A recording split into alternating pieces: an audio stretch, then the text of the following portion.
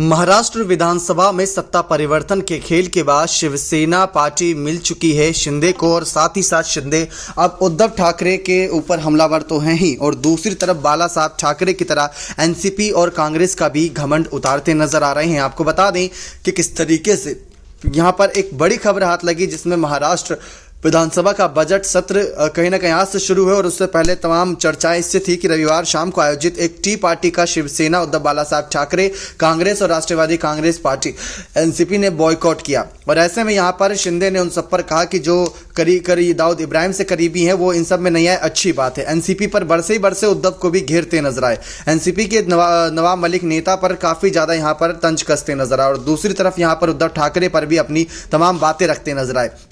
जिस तरीके से यहाँ पर तमाम चर्चाओं का विषय बना हुआ है एकनाथ शिंदे का शिवसेना पर कब्जा, ठीक उसी तरीके से शरद पवार के फैसलों पर भी सबकी नजरें बनी हुई हैं। एकनाथ शिंदे का यहाँ पर जिस तरीके से शरद पवार हमला कर रहे थे, वो कह रहे थे लगातार कि सरकार गिर जाएगी, इन सरकार का ज़्यादा बच पाना मुश्किल है क्योंकि ज़्यादा समय तक ये सरकार चलेगी नहीं। लेकिन ऐसे में शरद पवार का असल मायने में शिंदे ने अपने कामकाज से घमंड तोड़ा है क्योंकि शरद पवार के सामने ये साबित करा कि उनकी सरकार अभी नहीं बल्कि आगे भी कई सालों तक चलेगी और इसको सत्ता से उखाड़ फेंक पाना किसी के बस की बात नहीं क्योंकि अब तो शिवसेना भी उनकी हो चुकी है, बाला साहब ठाकरे का मान सम्मान भी उन्हें मिल चुका है। तो बाला साहब ठाकरे की तरह एनसीपी और कांग्रेस को हमेशा से घेरने का काम यहां पर शिंदे करते नजर आए। बीच में 2.5 साल के लिए उद्धव के साथ मजबूरन यहां पर उनको साथ आना पड़ा, लेकिन अब आने वाले वक्त में तमाम राजनीतिक दावपेच और बनाते नजर आएंगे और उसी के जरिए अपने आप को और निखारते नजर आएंगे और अपनी बातें रखते नजर आएंगे। देखना दिलचस्प रहेगा कि किस तरीके से शरद पवार की कही हुई हर एक बात को और कैसे झुटलाते हैं शिंदे, क्योंकि पहले भी शरद पवार ने कहा था कि कहीं ना कहीं इनकी सरकार 6 महीने के अंदर गिर जाएगी,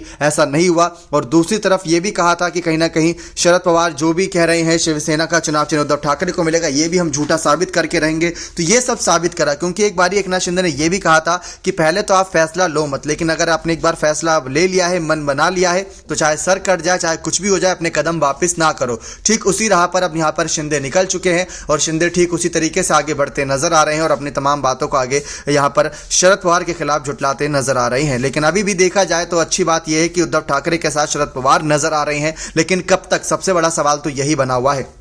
लेकिन उद्धव ठाकरे जिनके भरोसे बैठे, जिनकी बातों के भरोसे बैठे शरद पवार, अब उनको ही बड़े यहां पर चकमे देते नजर आ रहे हैं एकनाथ शिंदे। असल मायने में देखा जाए तो शरद पवार की सारी चाणक्य नीति को फेल करते नजर आए एकनाथ शिंदे, क्योंकि शरद पवार यही सोचकर यहां पर शिंदे और तमाम उद्धव ठाकरे के साथ गठबंधन करने पर राजी हुए कि सत्ता की मलाई खाएंगे इन लोगों को पागल बनाकर। लेकिन शिंदे ने साबित कर दिया कि शिवसैनिक अभी भी है और शिवसेना की विचारधारा जो बाला साहब ठाकरे की थी वो अभी भी जिंदा है। नेक्स्ट 9 न्यूज रूम की रिपोर्ट।